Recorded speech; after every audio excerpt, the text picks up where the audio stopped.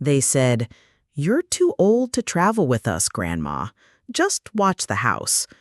Those words hit me like a physical blow, even though I should have seen it coming. I'm Rose, and at 67 years old, I thought I'd heard every possible way my own family could make me feel invisible. But that morning, standing in my son Frank's kitchen while my daughter-in-law Isabella shuffled through vacation brochures, I realized I was wrong. You see, for the past 15 years, ever since my husband passed, I'd been the family's silent cornerstone. When Frank and Isabella needed a babysitter, I was there. When they wanted date nights, weekend getaways, or just needed someone to handle the endless household emergencies, Rose would take care of it. I cooked their holiday meals, remembered everyone's birthdays, and somehow became the person who held everything together while slowly disappearing myself. So when they started planning this elaborate European vacation, 2 weeks touring Italy, France, and Spain, I naturally assumed I'd be included. After all, I'd been dreaming of seeing the Tuscan countryside since I was a young woman. I'd saved travel magazines for decades, dog-earing pages of Roman architecture and Parisian cafes. My late husband had always promised we'd go someday, but someday never came before cancer took him. I should have known better than to get my hopes up when I walked into that kitchen and saw Isabella spreading out colorful pamphlets across the granite countertop. Frank was leaning over her shoulder, pointing at pictures of Mediterranean coastlines, both of them practically glowing with excitement. For just a moment, my heart soared. Finally, I thought. Finally, we'd make some real memories together as a family. "Oh, this looks wonderful," I said, moving closer to admire a photograph of the Amalfi Coast. "I've always wanted to see Italy. When do we leave?" The silence that followed was deafening. Frank and Isabella exchanged one of those married couple looks, the kind that communicates volumes without a single word. Isabella's perfectly manicured fingers drummed nervously against the counter, and Frank cleared his throat in that way he'd done since he was a boy when he was about to disappoint me. "Actually, Mom," Frank began, his voice taking on that patronizing tone I'd grown to despise, "this is really more of a romantic getaway for Isabella and me. You know, some time for just the two of us." I felt my chest tighten, but I pressed on. "Of course, I understand you need couple time, but surely there's room for—" "Mom," Isabella interrupted, not even bothering to look up from her brochures. "This trip involves a lot of walking. Cobblestone streets, museum tours, hiking in the countryside. It's going to be pretty physically demanding." The implication hung in the air like smoke. Too old, too fragile, too much of a burden.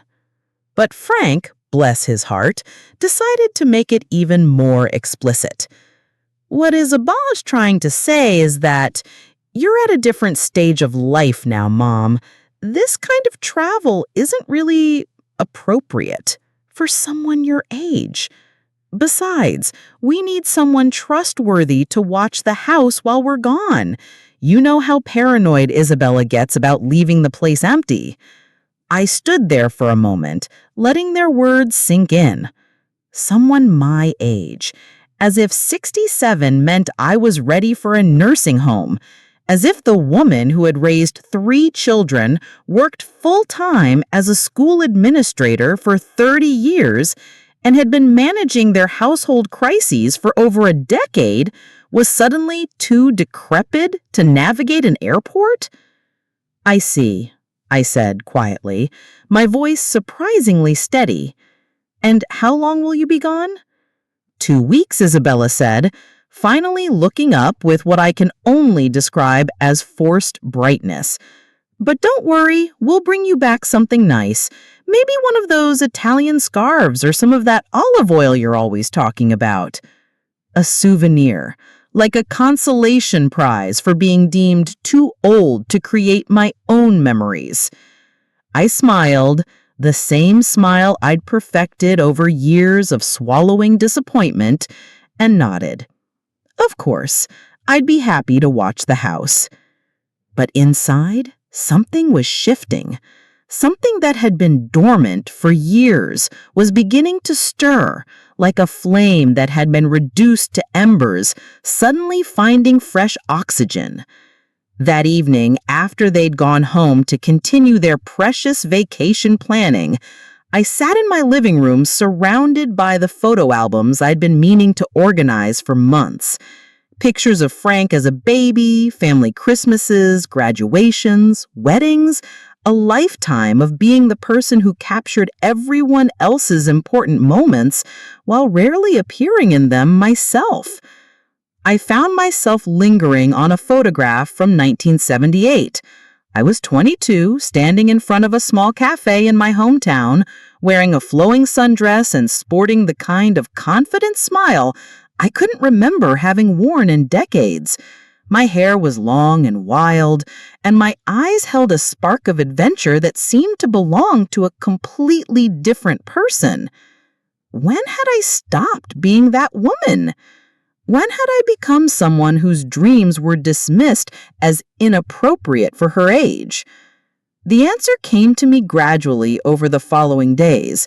As Frank and Isabella finalized their travel arrangements, it happened slowly. So slowly I hadn't even noticed. First, it was putting my own plans on hold to help with their wedding. Then it was babysitting my grandchildren, which I loved, don't get me wrong, but somehow I became the default option for every childcare need. Then it was the assumption that my evenings and weekends belonged to whatever family crisis needed attention. I'd become professionally invisible. And the worst part was that I'd collaborated in my own disappearance. But here's what Frank and Isabella didn't know about their too-old family babysitter. I might have spent the last 15 years in the background, but I hadn't spent them sleeping. I'd been quietly managing not just their household emergencies, but my own finances as well. The life insurance money from my husband, combined with decades of careful saving and a modest but steady pension, meant I had resources they'd never bothered to ask about. More importantly, I had something they apparently had forgotten I possessed: a functioning brain and a spirit that wasn't nearly as broken as they assumed. The idea came to me on a Tuesday morning, exactly 1 week before their scheduled departure. I was watering the plants in my kitchen window when I noticed their flight confirmation email had accidentally been forwarded to my account. Isabella had mixed up our email addresses months ago when setting up some family photo sharing thing, and apparently never corrected it. There it was, in black and white. Flight 447 to Rome, departing next Tuesday at 7:15 a.m. 2 seats, in economy class, confirmation number and all. I stared at that email for a long time, and that's when the plan began to form. It wasn't revenge exactly. It was something deeper than that. It was a reclamation. I spent the next 3 days doing research with the kind of methodical precision I'd once brought to organizing school fundraisers and managing household schedules. I investigated airline cancellation policies, researched solo travel options for older adults, and found myself falling down internet rabbit holes about European destinations I'd only dreamed of visiting. By Friday, I'd made my decision. First, I called the airline. It's amazing how much authority you can project when you speak with confidence and have all the necessary information at your fingertips. I explained that there had been a family emergency and that the passengers on Flight 447 would need to cancel their trip immediately. "I'm so sorry to hear about the emergency," the customer service representative said sympathetically. "I can cancel those tickets right away. Would the passengers like to rebook for a later date?" "Not at this time," I said smoothly. We'll need to reassess once the situation stabilizes. Within minutes, Frank and Isabella's romantic European getaway was officially canceled. But I wasn't done. Next, I called my bank and arranged to transfer funds from my savings account. Then I spent the weekend doing something I haven't done in years. I shopped for myself, not practical clothes for babysitting or house sitting, but actual travel clothes. Comfortable walking shoes, a lightweight jacket, and yes, even one of those flowing scarves I'd always admired but never bought because where would I wear such a thing? By Sunday evening, my passport was located and updated, my bags were packed, and I had confirmed reservations for a solo trip that would make Frank and Isabella's canceled vacation look like a weekend at a budget motel. I'd booked myself a month-long European adventure: Rome, Florence, Paris, Barcelona, London, and 3 other cities I'd circled on maps for decades. Private tours, comfortable hotels, and the kind of travel experiences I'd been told were inappropriate for someone my age. The beauty of my plan was in its elegant simplicity. I wasn't stealing their vacation. I was just redistributing it. They'd made it clear that European travel was too demanding for someone like me, so obviously they wouldn't want to go either. I was really just saving them from an inappropriate adventure. Monday night, I could barely sleep, not from anxiety, but from a kind of electric anticipation I hadn't felt in years. I kept getting up to check my suitcase, to make sure my passport was safely tucked in my purse, to confirm one more time that my taxi would arrive at 4:30 a.m. for my 7:15 flight. Yes, my 7:15 flight. I'd managed to book myself on the exact same flight Frank and Isabella thought they'd be taking. The irony was too perfect to resist. Tuesday morning arrived gray and drizzly, but I felt like I was glowing from the inside out. I dressed carefully in my new travel outfit, comfortable but stylish pants, a soft sweater, and those practical but surprisingly attractive walking shoes. I looked in the mirror and saw something I hadn't seen in years: a woman about to have an adventure. The taxi driver was a chatty man in his 50s who seemed delighted to have a passenger traveling somewhere exciting. "Rome," he said when I told him my destination. "My wife and I went there for our anniversary last year. You're gonna love it. First time?" "Yes," I said, and realized I was smiling genuinely for the first time in months. It's something I've wanted to do for a long time. "Good for you," he said. "Life's too short to wait for perfect timing, you know." If only he knew how perfect his timing was for that particular observation. I arrived at the airport with plenty of time to spare, checked my luggage, and settled into a cafe with a perfect view of the departure board. At exactly 6:45 a.m., I saw them. Frank and Isabella came rushing through the terminal, looking harried and confused, pulling their luggage behind them and checking their phones frantically. I watched Isabella approach the customer service desk, gesturing wildly, while Frank stood behind her looking increasingly agitated. From my comfortable cafe table, I couldn't hear the conversation, but I could read their body language perfectly. Confusion, then disbelief, then rising panic. The customer service representative was clearly explaining that their tickets had been canceled due to a family emergency. Isabella's voice rose high enough for me to catch fragments, like, "Impossible! Never called! Emergency! What emergency?" Frank pulled out his phone and I watched him dial. A moment later, my phone buzzed with an incoming call. I let it go to voicemail, then calmly ordered a second cup of coffee. They spent the next 20 minutes in increasingly frantic conversation with airline representatives, trying to understand what had happened and whether they could be rebooked on another flight. But it was peak travel season and the next available flight to Rome would be for 3 days, assuming they could afford the premium last-minute pricing. At 7 a.m., boarding began for my flight. I gathered my things, walked past the customer service desk where Frank and Isabella were still gesticulating desperately, and got in line. Isabella noticed me first. "Rose," she called out, her voice a mixture of surprise and confusion. "What are you doing here?" I turned, smiled pleasantly, and walked over to where they stood. "Oh, hello, dear. I'm catching a flight." A flight? Frank looked like he was having trouble processing this information. A flight where? Rome, actually. Isn't that a coincidence? I held up my boarding pass. Same flight you were supposed to be on. The silence that followed was spectacular. I watched their faces cycle through confusion, realization, and something approaching horror as the pieces clicked into place. "Mom," Frank said slowly, "please tell me you didn't—" "Didn't what, honey?" I asked innocently. "Book myself a lovely vacation to Europe? Because I absolutely did. You were right about one thing. Someone my age shouldn't wait around for appropriate timing. Life's too short." Isabella found her voice first.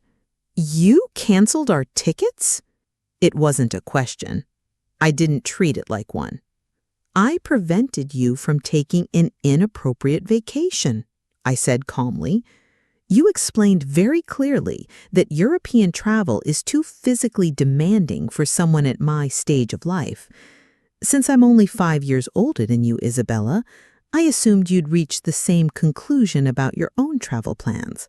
"5 years?" Isabella sputtered. "That's completely different." "Is it?" I tilted my head thoughtfully. "Because last week you seemed quite convinced that 67 was too old for cobblestone streets and museum tours. I'd hate for you to suffer through something so physically demanding." Frank looked like he was about to explode. "Mom, this is insane. You can't just—" "Final boarding call for Flight 447 to Rome," the gate agent announced. I hoisted my carry-on bag higher on my shoulder. "That's my cue. Don't worry about the house, you two. I asked Mrs. Patterson next door to keep an eye on things. She's only 73, so presumably still young enough to handle such a demanding responsibility." I started walking toward the gate, then paused and turned back.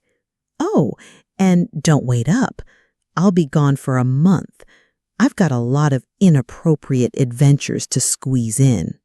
The last thing I saw before boarding was Frank and Isabella standing frozen in the middle of the terminal, looking like they just watched their universe tilt sideways, which, I suppose, they had. The flight to Rome was everything I dreamed it would be, and more. I had a window seat and spent most of the journey with my face pressed to the glass, watching the landscape change below me. The man sitting next to me was a retired history professor from Boston who regaled me with stories about Roman architecture and recommended restaurants in Trastevere. "Traveling solo?" he asked as we began our descent. "For the first time in my life," I admitted. "Good for you," he echoed, my taxi driver from that morning. "Solo travel is the best kind of self-discovery. You'll see." He had no idea how right he was. Rome hit me like a revelation. The moment I stepped out of my hotel and onto the cobblestone streets Isabella had been so worried about, I felt something inside me come alive. The morning light on ancient buildings, the sound of Italian voices mixing with tourist chatter, the smell of coffee and fresh bread from neighborhood cafes. It was like stepping into a world I'd been meant to inhabit all along. And those physically demanding cobblestone streets? I walked for 6 hours that first day, covering the Colosseum, the Roman Forum, and the Pantheon, and barely felt tired. Apparently, all those years of chasing after grandchildren and managing household crises had kept me in better shape than anyone realized. But the real transformation began on my 3rd day in Rome, when I met Mary. I was sitting alone in a small trattoria in Trastevere, attempting to navigate the Italian menu with my rusty high school language skills, when I heard a voice from the next table say, "The carbonara here is exceptional if you're looking for a recommendation." I looked over to see a woman about my age, dining alone with a glass of wine and what appeared to be a well-worn guidebook. She had silver hair pulled back in an elegant chignon and was wearing the kind of effortless linen dress I'd always admired, but never had the confidence to buy. "Thank you," I said. "I was just trying to figure out what half of these dishes are." "First time in Rome?" she asked with a warm smile. "First time anywhere, really," I admitted. "I'm Rose." "Mary," she replied. "And there's nothing wrong with being a first-timer. We all start somewhere." We ended up sharing that dinner, and then breakfast the next morning, and then somehow we'd become traveling companions. Mary was 71, a retired nurse from Portland whose husband had died 3 years earlier.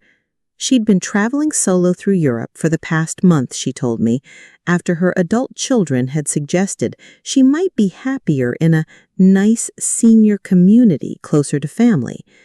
"Apparently," she said with a dry laugh, "wanting to see the world at our age is a sign of dangerous instability." We understood each other immediately. Mary became my guide to a kind of freedom I'd never experienced. She showed me how to be comfortable eating alone in restaurants, how to strike up conversations with strangers, how to navigate foreign cities with confidence instead of anxiety. She taught me that traveling in your 60s and 70s wasn't about limitations. It was about finally having the wisdom to know what you actually wanted to see and do. Together, we explored Rome like two teenagers on spring break. We took cooking classes in a tiny kitchen above a family restaurant where the grandmother who taught us declared that we had young hearts and insisted we stay for dinner with her extended family. We climbed to the top of St. Peter's Dome, huffing and puffing but refusing to give up, then celebrated with Prosecco and gelato. We got lost in Trastevere's winding streets and found ourselves in a tiny bar where locals were dancing to accordion music. And somehow, we ended up dancing too, barefoot and laughing until our sides hurt. Every evening, we'd sit at outdoor cafes and watch the world go by, sharing stories about our lives, our regrets, our dreams we'd deferred for too long. Mary had wanted to be a writer before marriage and children redirected her path. I confessed that I'd once dreamed of being an interior designer, of creating beautiful spaces for people to live in. "What stopped you?" Mary asked one evening as we shared a bottle of Chianti and watched the sunset paint the Roman sky pink and gold. "Life," I said simply. "Marriage, children, responsibilities. The usual story." "But you're not dead yet," Mary pointed out matter-of-factly. "Dreams don't have expiration dates unless we put them on there ourselves." It was Mary who suggested we extend our travels together. After Rome, we took the train to Florence, where we spent a week getting lost in art museums and tiny wine bars. Then Paris, where we walked along the Seine at sunset and ate croissants for breakfast every single day because we could. Barcelona, where we marveled at Gaudi's impossible architecture and learned to order tapas in Spanish. London, where we saw 3 plays in 4 days and took afternoon tea at the Ritz because Mary insisted that some cliches were worth experiencing. Throughout this month-long adventure, I maintained minimal contact with home. I sent exactly 3 texts to Frank: arrived safely, having a wonderful time, and still alive despite the cobblestones. That was it.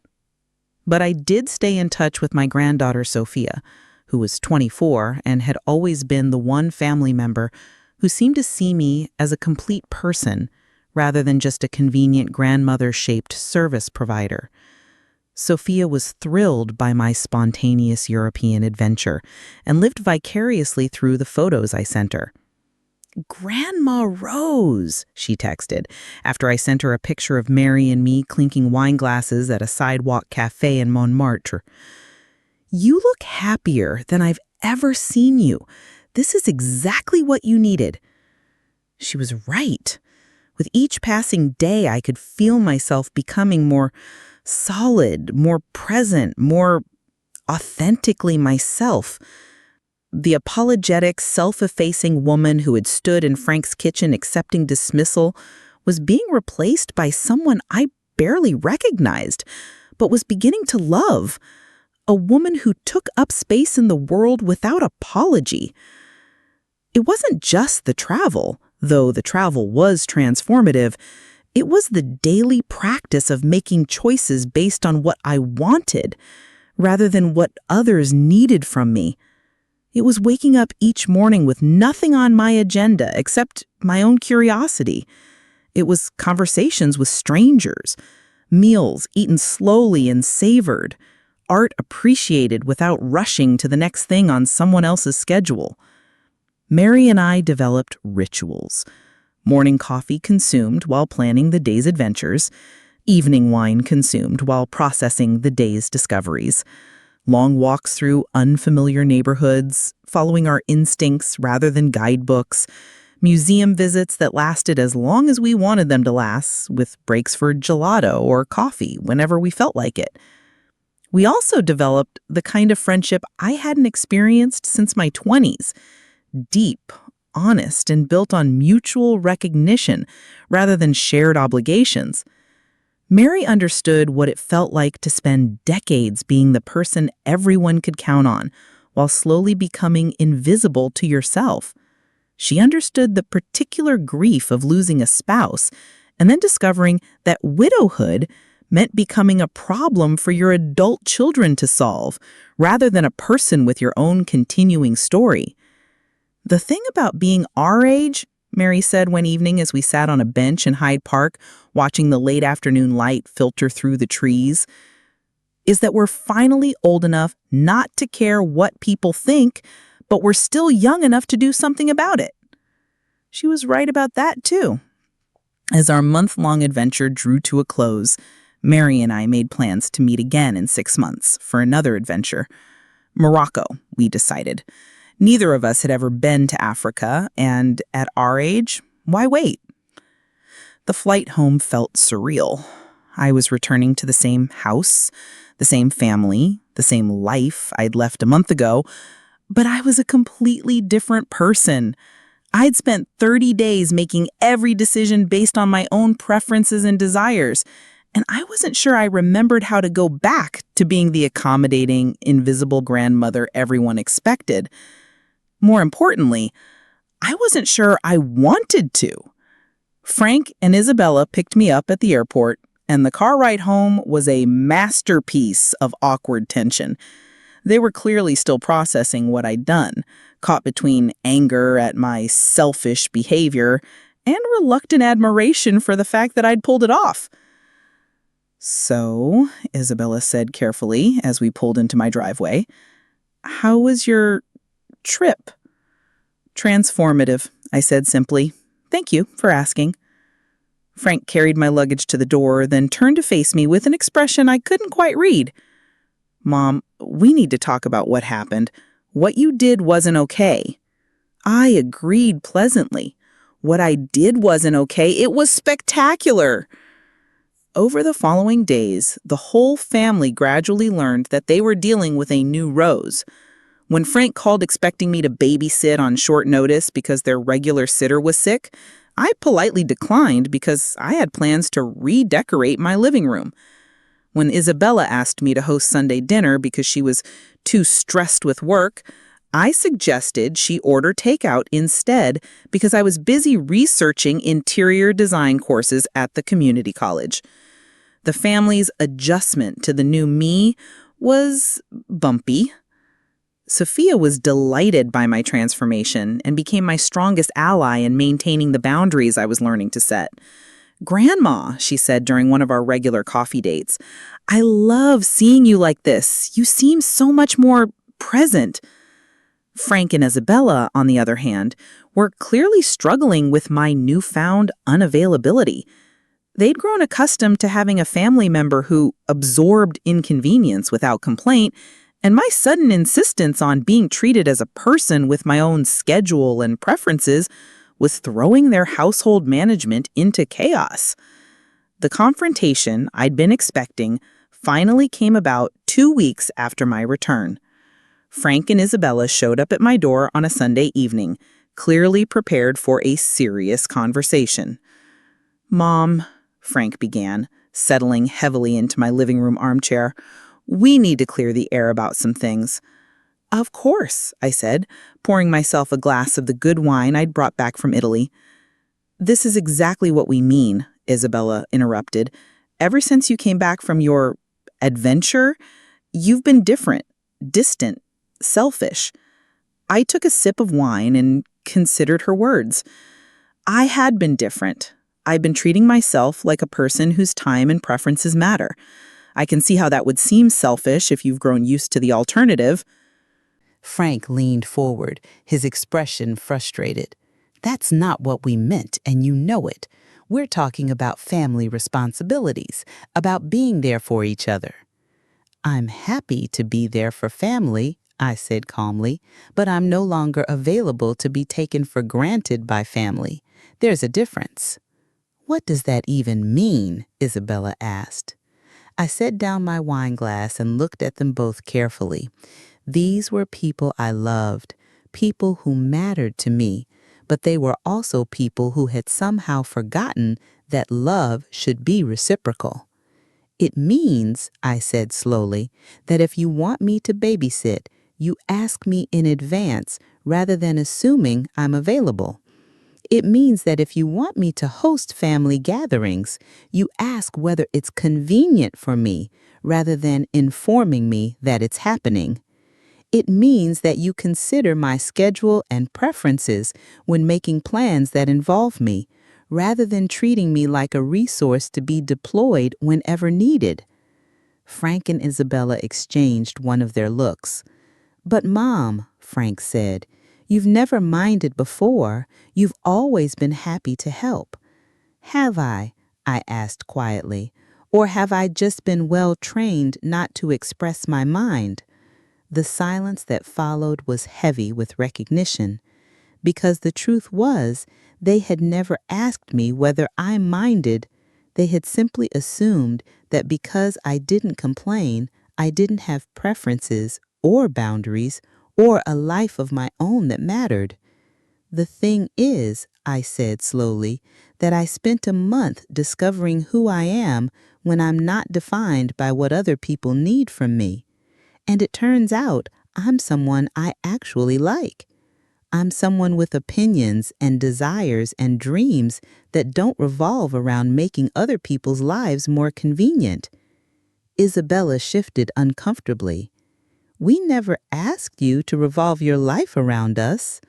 "Didn't you?" I asked gently. "When was the last time anyone in this family asked me what I wanted to do for my birthday instead of planning something you thought I should want? When was the last time you invited me somewhere because you thought I'd enjoy it rather than because you needed childcare or help with something?" They didn't have an answer for that because we all knew the answer was never. "I'm not angry," I said, which was mostly true, "but I'm also not going back to being invisible. I've remembered what it feels like to take up space in the world, and I like it too much to give it up." Frank ran his hands through his hair, looking genuinely distressed. "So what does this mean for our family?" "It means we learn to be a family where everyone's time and preferences are respected. It means you get to know me as a person, not just as a grandmother-shaped convenience. It means I get to have a life that includes you, but isn't limited to serving you." Over the following months, we all learned what this new dynamic looked like in practice. There were awkward moments and hurt feelings as we renegotiated relationships that had been built on very different assumptions. Frank and Isabella initially tried to guilt me back into my old role, suggesting that my new boundaries were evidence that I didn't love my family anymore. But Sophia was my secret weapon in these negotiations.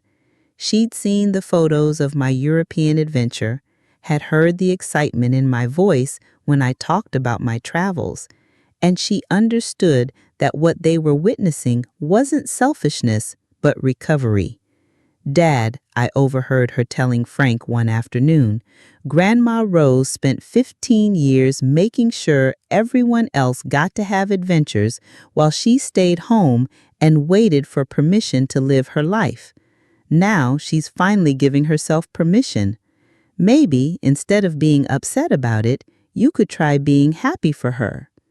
Gradually, something beautiful began to emerge from our family's awkward reconstruction. Frank and Isabella started actually asking about my interests and opinions. They began inviting me to things because they thought I'd enjoy them, not because they needed something from me. They started seeing me as Rose the person rather than Rose the resource.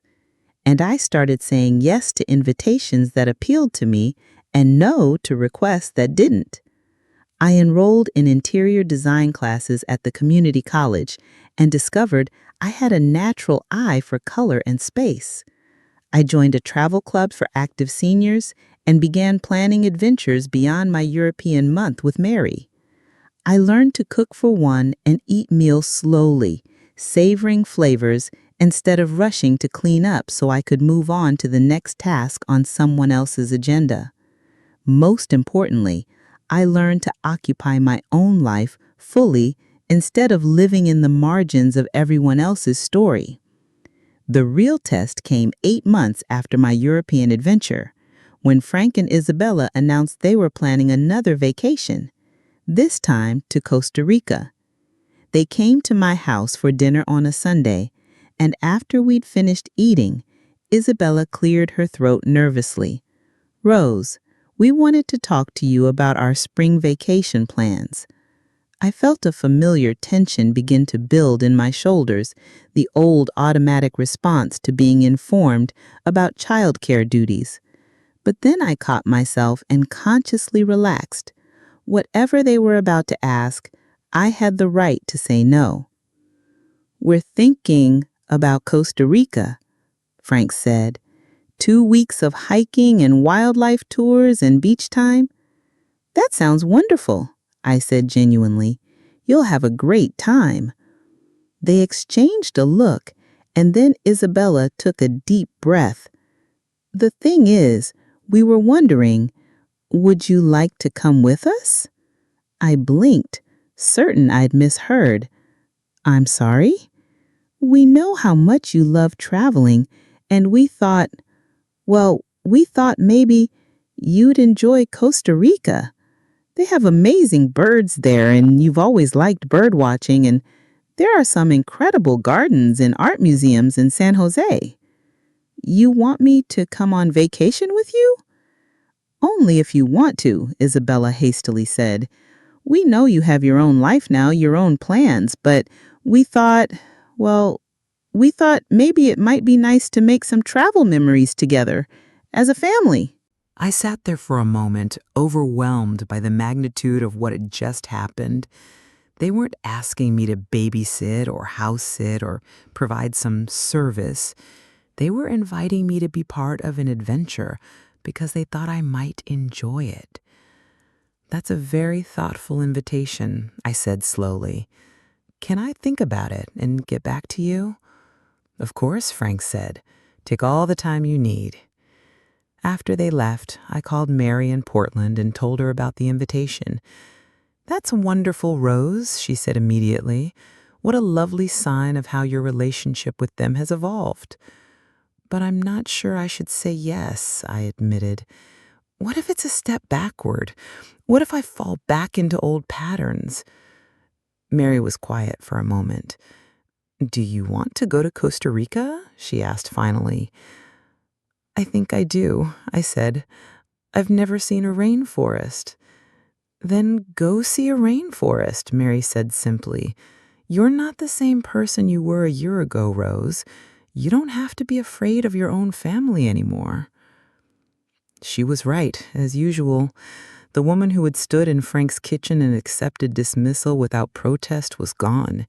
In her place was someone who could say yes to invitations that appealed to her and no to requests that didn't. Someone who could travel with family without losing herself in their expectations. I called Frank the next day and accepted their invitation with conditions. I would plan and pay for my own accommodations.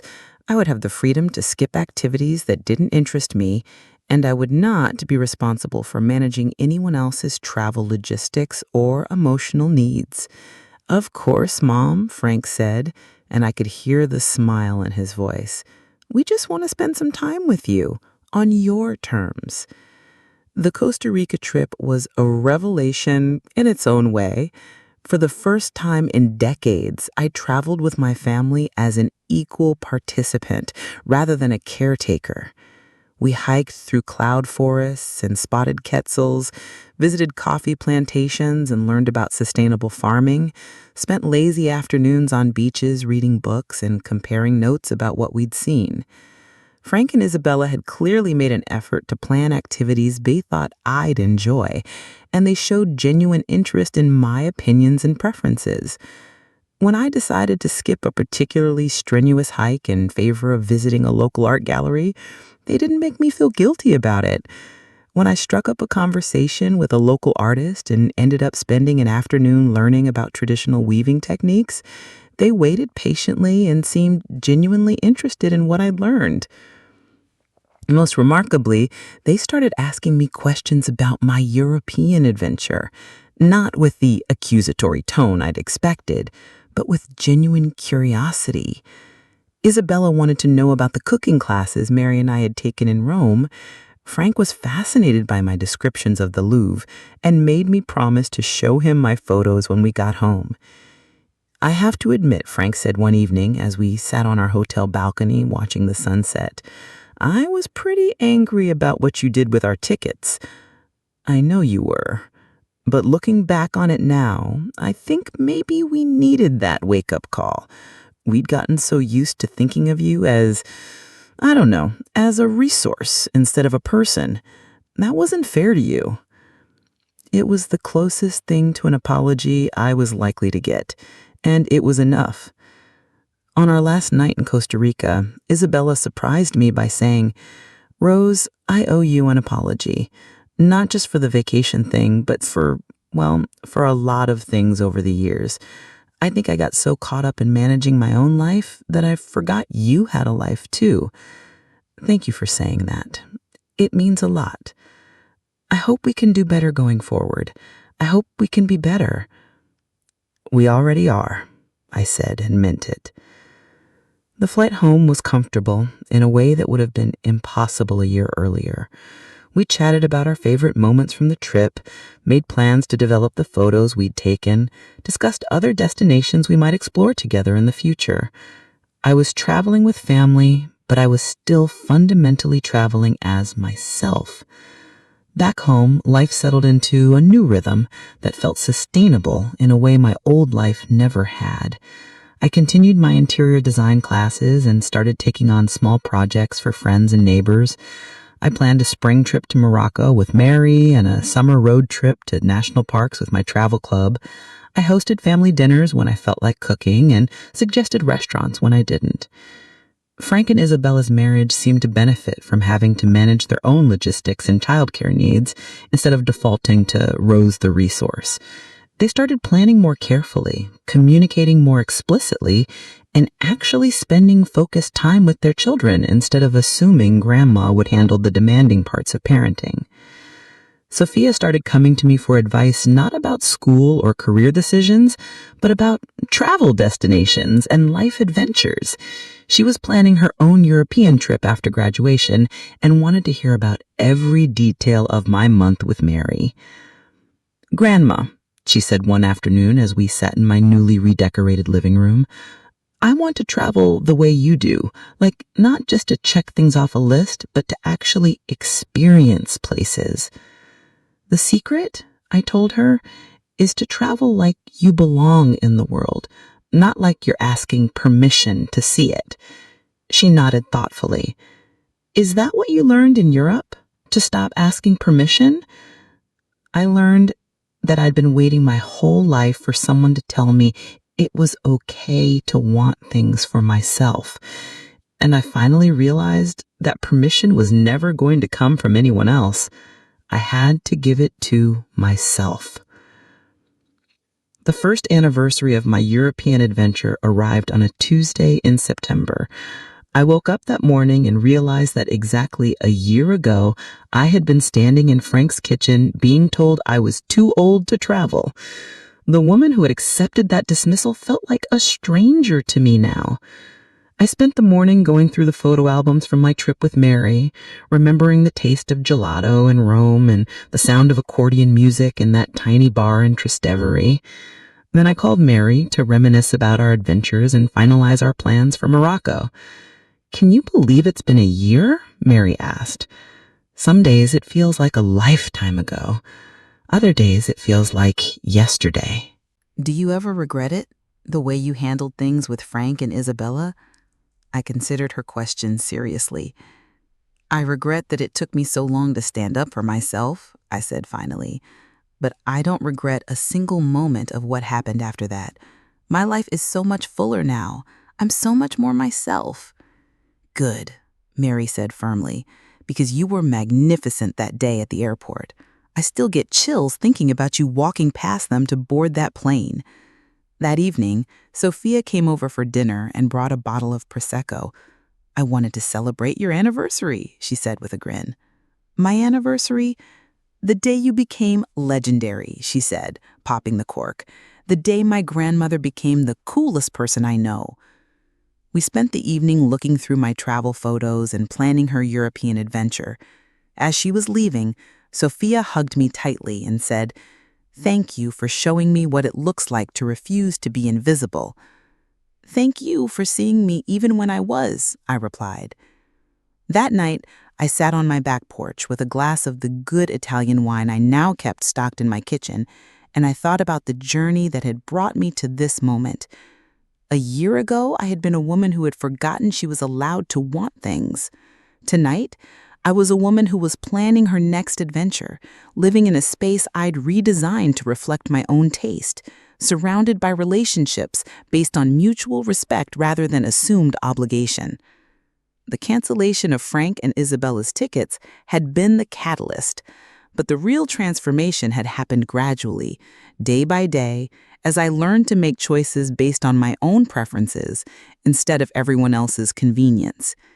It had happened in small moments, ordering what I actually wanted in restaurants, saying no to social obligations that didn't interest me, buying clothes I loved instead of clothes that were practical. It had happened in larger moments, too, enrolling in classes that excited me, planning trips to places I'd always wanted to see, setting boundaries with family members who had grown comfortable with my boundaryless availability.